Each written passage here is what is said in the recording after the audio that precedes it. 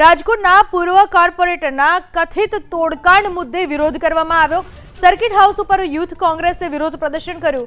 કાર્યકરોએ ગંગાજળ છાંટી સર્કિટ હાઉસનું શુદ્ધિકરણ કર્યું। પોલીસે કોંગ્રેસના કાર્યકરોની અટકાયત કરી। પૂર્વ કોર્પોરેટર અનિલ મકવાણા ઉપર તોડ કરવાનો આરોપ છે। બાંધકામ મુદ્દે 3 લાખ રૂપિયાની માંગણી કરી હોવાનો આરોપ ભોગ બનનારે વિડીયો બનાવીને વાયરલ કર્યો હતો।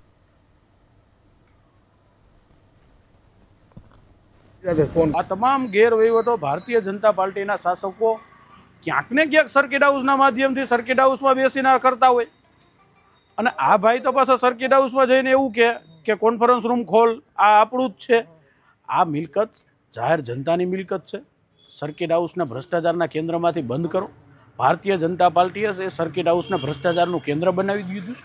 અમે સોમવારે કલેક્ટરશ્રીને પણ મળવાના છીએ અને તાત્કાલિક જે સર્કિટ હાઉસની એજન્સી રહી એને રદ કરવામાં આવે, સર્કિટ હાઉસના મેનેજરને સસ્પેન્ડ કરવામાં આવે અને સર્કિટ હાઉસને ભારતીય જનતા પાર્ટીનો જે ભ્રષ્ટાચાર છે અને એને જે કેન્દ્ર કે માધ્યમ બનાવ્યું છે એમાંથી મુક્ત કરવામાં આવે।